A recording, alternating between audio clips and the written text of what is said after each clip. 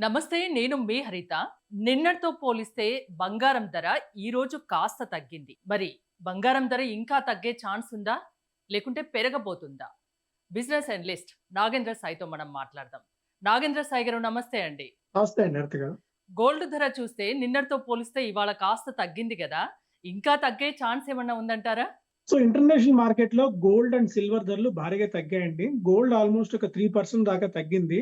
Silver almost ఒక 10% దాకా crack అవ్వడం మనం చూస్తున్నాం. అంటే దాదాపుగా 3 వారాల కనిష్ట స్థాయికి గోల్డ్ అండ్ సిల్వర్ ధరలు 2 వచ్చాయి. ఎందుకు అంటే ఇప్పుడు యాక్చువల్‌గా మనకి ఎంసీఎక్స్ మార్కెట్ ఇవాళ లేదండి. అంటే నిన్న నైట్ క్లోజ్ అయింది. మళ్ళీ మనకు మండే స్టార్ట్ అవుతుంది.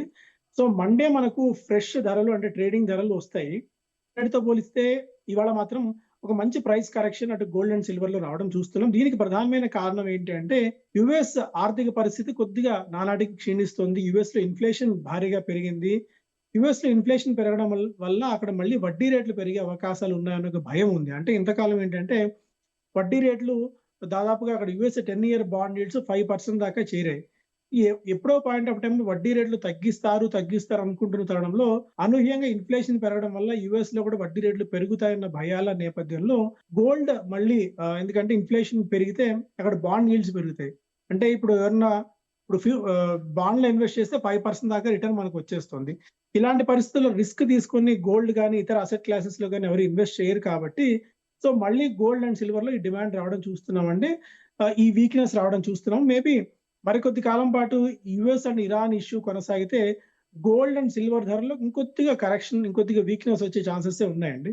ఒకవేళ తగ్గితే ఎంత తగ్గొచ్చు? పెరిగితే ఎంత పెరగొచ్చండి? సో ఎంత ఇక్కడ వరకు నుంచి పెరగొచ్చు? కొందరంటున్నారు 2,00,000 వరకు పెరగొచ్చని. అది నిజమవుతుందా?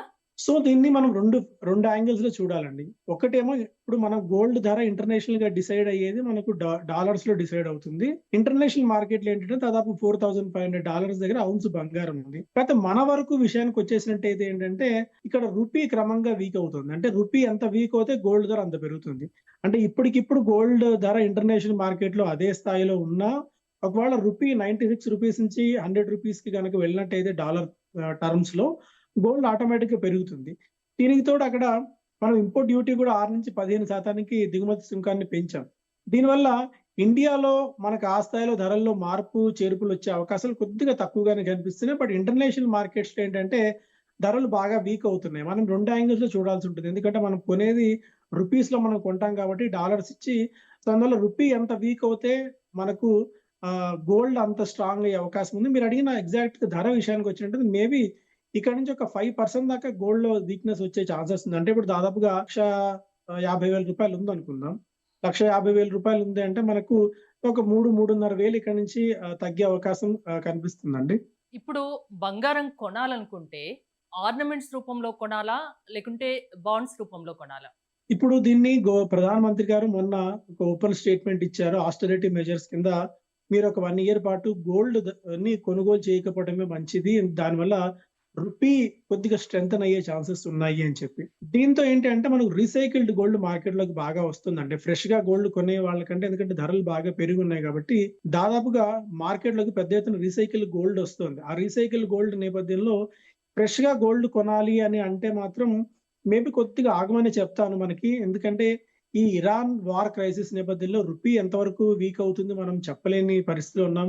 అండ్ ఆర్థిక వ్యవస్థ కూడా అనుకున్నంత గొప్పగా ఏం కనిపించట్లేదు. బికాస్ ఆఫ్ ఇన్‌ఫ్లేషన్ అనుకోవచ్చు.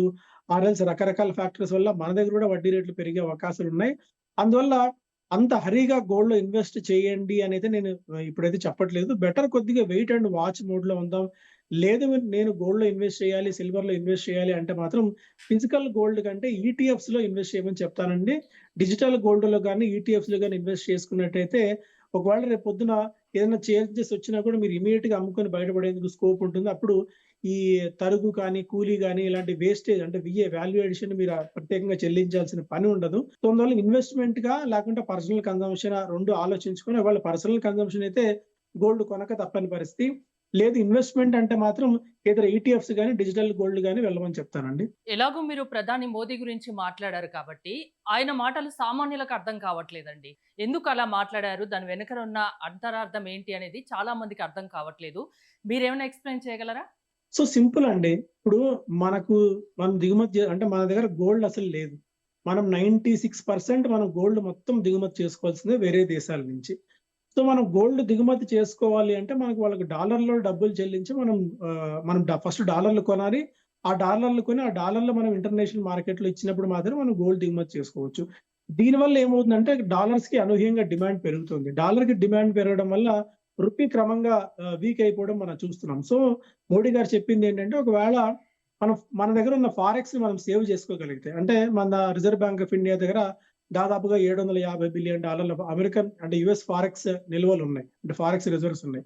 సో మనం గోల్డ్ కొనాలన్నా ఇతర దేశాల నుంచి ఏం దిగుమతి చేసుకోవాలన్నా కూడా మన దగ్గర ఉన్న ఫారెక్స్ నిల్వలన్నిటిని అంటే మన దగ్గర ఉన్న డాలర్స్ అన్నీ అమ్మేసి అవి దిగుమతి చేసుకోవాల్సి ఉంటుంది. అందువల్ల ఏంటంటే ఒకవేళ ఒక సంవత్సరం పాటు మనం ఫారిన్ టూర్స్ వద్దనుకున్నా, ఒక సంవత్సరం పాటు మనం గోల్డ్ కొనుగోలు ఆపేసినా ఇతర దేశాల నుంచి దిగుమతులు తగ్గించుకుంటే మన దగ్గర ఉన్న డాలర్స్‌ని, మన దగ్గర ఉన్న ఫారెక్స్ నిల్వల్ని అలాగే ఉంటాయి. సో దీనివల్ల రూపీ కొద్దిగా ఇక్కడి నుంచి రికవర్ అయ్యే ఛాన్సెస్ ఉన్నాయి. రూపీ కొద్దిగా నిలబడుతుంది అనేది ప్రధానమంత్రి గారి ఆలోచన అండి. సిల్వర్ గురించి ఏం చెప్తారండి? సిల్వర్ మీద ఇన్వెస్ట్ చేయొచ్చా? సిల్వర్ ఖచ్చితంగా అండి. నేను చాలా కాలం నుంచి సిల్వర్ మీద చాలా బులిష్‌గా ఉన్నానండి. సిల్వర్ ఎందుకంటే గోల్డ్ ఏంటంటే ఒక హెడ్జింగ్ మెకానిజం కింద మాత్రం ఉపయోగపడుతుంది. సిల్వర్ ఏంటంటే ఇండస్ట్రియల్ అవసరాల కోసం సిల్వర్‌ని బాగా వినియోగిస్తున్నారు. ఒకటి మనకి ఎలక్ట్రిక్ వెహికల్స్ విషయంలో ఎలక్ట్రిక్ వెహికల్స్ బ్యాటరీ మ్యానుఫ్యాక్చరింగ్‌లో సిల్వర్ అవసరం ఉంటుంది. అండ్ సోలార్ ప్యానెల్స్‌లో ఒక సోలార్ ప్యానెల్‌కి, ఒక సోలార్ ప్యానెల్‌కి స్టికింగ్ చేసే మధ్యలో గమ్‌లో సోలార్ వినియోగం మనకి సిల్వర్ వినియోగం బాగా పెరుగుతుంది. రాబోయే రోజుల్లో సిల్వర్ వినియోగం మరింతగా అయితే పెరగబోతుంది. అందువల్ల మీరు ఒకవేళ గనక అంటే ఇక్కడి నుంచి ఒక 5-10% దాకా అంటే ఇప్పుడు దాదాపుగా 2.5 లక్షల దాకా ఉందనుకోండి సిల్వర్ మార్కెట్‌లో. ఇక్కడ నుంచి మేబీ 2,20,000 గనక అట్లా వచ్చినట్టయితే అంటే రకరకాల కారణాల వల్ల అప్పుడు సిల్వర్‌లో ఇన్వెస్ట్ చేయమని చెప్తాను. ఎందుకంటే సిల్వర్ దాదాపుగా ₹4,00,000 నుంచి బాగా తగ్గింది కాబట్టి మళ్ళీ ఆ స్థాయికి వెళ్తుందని నేను చెప్పలేను. బట్ గోల్డ్ కంటే కొద్దిగా సిల్వర్ రిటర్న్స్ ఎక్కువ ఇచ్చే ఛాన్సెస్ ఉన్నాయి. అందువల్ల సిల్వర్‌లో కూడా కొద్దిగా ఇన్వెస్ట్‌మెంట్ చేసుకోమని చెప్తాను. అండ్ ఇన్వెస్ట్‌మెంట్ అన్న పదం వచ్చినప్పుడు మేము పదే పదే ఒకసారి చెప్తుంటామంటే మీ దగ్గర ₹100 ఇన్వెస్ట్‌మెంట్ ఉంది. లేదా మీరు ₹100 పెట్టుబడి పెట్టాలి అనుకుంటే గోల్డ్ అండ్ సిల్వర్‌కి గరిష్టంగా 10-15% లేదా 15-20% మేర మాత్రమే మీరు గోల్డ్‌లో పెట్టుబడులు పెట్టండి గానీ ఫియర్ ఆఫ్ మిస్సింగ్ ఔట్ అంటే మళ్ళీ మనం గోల్డ్ కొనలేమేమో, మళ్ళీ గోల్డ్ మనకు దొరకదేమో అన్న ఒక థాట్ ప్రాసెస్‌లోకొచ్చి ఒక యుఫోరిక్ బయింగ్, ఒక హెర్డ్ మెంటాలిటీలో భాగంగా గోల్డ్ అండ్ సిల్వర్‌ని మాత్రం కొనుగోలు చేయకండి. మీరు ₹100 అవసరం పెట్టుబడి ఉంటేనే పెట్టాలి. గోల్డ్ కొనుగోలు చేయాలా అండి? ఏదైనా చిన్న చిన్న ఎగ్జాక్ట్‌లీ. శుభకార్యాలు ఉంటే ఖచ్చితంగా ఎంతో కొంత గోల్డ్ కొనుక్కుంటాం. అలా కొనుక్కుంటే పర్లేదు. అంతేనా? ఎగ్జాక్ట్‌లీ అండి. ఇంకోటి ఎగ్జాక్ట్‌లీ ఒక అండి. నా దగ్గర ఒక 5-10 లక్షలు ఉన్నాయనుకోండి. ఇప్పుడు ఆ డబ్బుని నేను దేంట్లో ఇన్వెస్ట్ చేస్తే నాకు రెట్టింపు వచ్చే ఛాన్స్ ఉంటుంది? మీరు బిజినెస్ అనలిస్ట్‌గా చెప్పండి. సో, రెట్టింపు అన్నది థాట్ ఇప్పుడు పనికిరాదండి. రెట్టింపు అంటే మనకి 24% ఇయర్‌లీ మనకు రిటర్న్ వర్కౌట్ అవుతేనే మనం పెట్టిన డబ్బులు 3 ఏళ్లలో రెట్టింపు అవుతాయి. అంటే 24% రిటర్న్ వస్తాయండి. రూల్ ఆఫ్ 72 ప్రకారం. ఇప్పుడున్న మార్కెట్ కండిషన్స్‌లో ప్రపంచవ్యాప్తంగా ఎక్కడా కూడా ఎందులో ఏ అసెట్ క్లాస్‌లో పెట్టినా కూడా అంత డబ్బులొచ్చే ఛాన్సెస్ లేవు. ఇప్పుడు మన దగ్గర చూస్తే ఒక 7-8% రిటర్న్స్ మనకు బ్యాంక్స్ ఫిక్స్డ్ డిపాజిట్స్ ఇస్తున్నాయి. లేదా కార్పొరేట్ బాండ్స్ దాదాపు 8-9% దాకా రిటర్న్స్ ఇస్తున్నాయి. అన్నిటికంటే మెయిన్ ఏంటంటే మన దగ్గర ఇన్‌ఫ్లేషన్ బాగా పెరుగుతుందండి. మనకు పెట్రోల్, డీజిల్ ధరలు కూడా భారీగా పెరిగిన తరుణంలో మనకు రీసెంట్‌గా నిన్నొచ్చిన నంబర్స్ చూసాం. ఇన్‌ఫ్లేషన్ దాదాపు 4 సంవత్సరాల కనిష్ట స్థాయికి ఇన్‌ఫ్లేషన్ పెరిగింది. మన దగ్గర కూడా వడ్డీ రేట్లు పెరిగే అవకాశాలున్నాయి. ఇప్పుడున్న కండిషన్స్‌లో ఏం చేయాలంటే మార్కెట్ బాగా వీక్ అవుతుంది. ఈక్విటీ మార్కెట్స్ వీక్ అవుతున్నాయి కాబట్టి యాస్ ఎ స్టాక్ మార్కెట్ ఎక్స్‌పర్ట్‌గా నేను మ్యూచువల్ ఫండ్స్‌లో గాని మీకు అనుభవం ఉంటే స్టాక్స్‌లో గాని పెట్టుబడి పెట్టమని చెప్తాను. ఆ స్టాక్స్‌లో కూడా ఏవి పెట్టుబడి పెట్టాలి అంటే మన ఇండియన్ కన్జంప్షన్ థీమ్స్ అండి. అంటే ఇతర దేశాల మీద ఇంపోర్ట్స్ మీద ఆధారపడకుండా డొమెస్టిక్ కన్జంప్షన్ మీద డొమెస్టిక్ దీని మీద ఆధారపడిన స్టాక్స్ కంపెనీస్ ఏముంటాయో వాటి మీద పెట్టుబడి పెట్టమని చెప్తాను. ఇండియా గ్రోత్ స్టోరీకి సహకరించే సెక్టార్స్ ఏవున్నాయో వాటి మీద నేను ఇన్వెస్ట్ చేయమని చెప్తానండి. హోమ్ లోన్ కానీ, కార్ లోన్ కానీ, బైక్ లోన్ కానీ ఇలాంటివి ఇప్పుడున్న సిట్యుయేషన్‌లో తీసుకోవచ్చా? సో, ఇప్పుడు ఒకటి అండి ఫిక్స్డ్ డిపాజిట్స్ చేద్దాము అనుకుంటున్న వాళ్ళు మేబీ కొద్ది కాలం ఆగితే, మేబీ ఒక పావు శాతం మేర వడ్డీ రేట్లు పెరిగే అవకాశాలున్నాయి.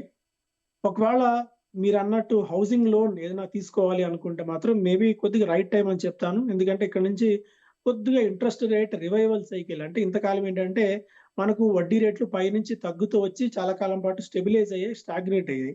మళ్ళీ ఇన్‌ఫ్లేషన్ పెరుగుతోంది. ఈసారి అనుకున్నంతగా వర్షాలు పడవు. అండ్ ఇంటర్నేషనల్‌గా చాలా ఫ్యాక్టర్స్ మనకి నెగెటివ్‌గా ప్లే చేస్తున్న తరుణంలో మళ్ళీ మన దగ్గర కూడా వడ్డీ రేట్లు పెరిగే అవకాశాలున్నాయి. సో, ఆ వడ్డీ రేట్లు పెరగక ముందే మేబీ కొద్దిగా హౌసింగ్ లోన్స్ వైపు దృష్టి పెట్టమని చెప్తారండి. ఒకవేళ తీసుకోవాలి ఇక ఈ నెల, రేపు నెల అని ఆలోచిస్తున్న వాళ్ళు మేబీ ఇప్పుడు కొద్దిగా డెసిషన్ తీసుకుంటే మంచిదని నా సలహా అండి. వెహికల్ లోన్ గురించి ఏం చెప్తారండి? ఇక వెహికల్ లోన్, పర్సనల్ లోన్స్ వాటిలో పెద్ద చేంజెస్ అంటే ఎందుకంటే ఒకవేళ ఇంట్రెస్ట్ రేట్ భారీగా పెరిగినా, ఆర్ఎల్స్ భారీగా తగ్గినా మనకు ఫిక్స్డ్ స్కీమ్ కింద మనకు ఇంట్రెస్ట్ రేట్స్ ఇస్తారు కాబట్టి ఫిక్స్డ్ టర్మ్‌లో అందువల్ల పర్సనల్ లోన్స్ గాని, వెహికల్ లోన్స్‌లో గాని పెద్ద చేంజెస్ ఉండవండి. థ్యాంక్ యూ నాగేంద్ర సాయి గారు.